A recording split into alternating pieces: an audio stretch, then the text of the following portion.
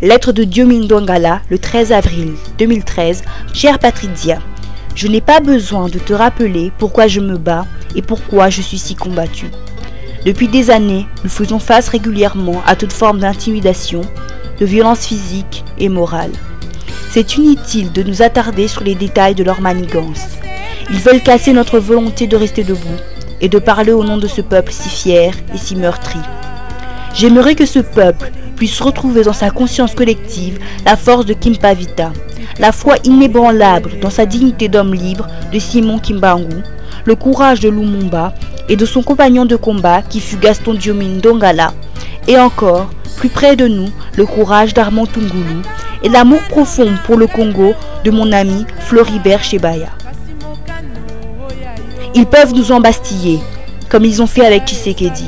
Mais cette étincelle de dignité qui est en nous ne pourra être éteinte si facilement. Aucun peuple au monde ne subit ce que subissent les Congolais en ce moment de leur histoire. Leur richesse naturelle ne leur appartient plus. Millions de Congolais sont obligés de s'exiler pour échapper à la guerre, à la dictature, aux persécutions et à la faim. Tout est corrompu et ce qui reste de l'État congolais s'écroule sous le poids de la trahison, de l'incompétence et de la chosification des citoyens. Notre dernier rempart était notre terre féconde, d'une beauté sans pareille au monde et qui a généré un peuple digne, fort et généreux. Maintenant, ils veulent nous arracher notre terre, après que nous l'avons nourrie pendant des années avec les dépouilles mortelles de nos mères, de nos pères et nos enfants massacrés par millions. Je suis avec les autres prisonniers politiques que tu connais, Coutinho, Mokia, Chalupa. Et nous nous sommes dit que de défaite en défaite, nous arriverons à la victoire. Car ils oublient que l'esprit de ceux qui se sont battus dans le passé nous anime. Ils ignorent que cette terre si riche et merveilleuse qui nous a générés ne pourra jamais être arrachée au peuple congolais. Ils ne savent pas que malgré l'abrutissement qu'ils imposent aux Congolais en les privant de leur bien-être, de culture, de communication et de liberté, ceux-ci restent plus forts, car ils portent en eux le gène de Kimpavita, la conscience de Simon Kimbangu, l'esprit de liberté de Lumumba et Gaston Diomi, le courage d'Armand Tungulu et la capacité d'abnégation jusqu'au sacrifice suprême de Floribert Chebeya. Ils jettent sur moi le reflet de leur propre turpitude.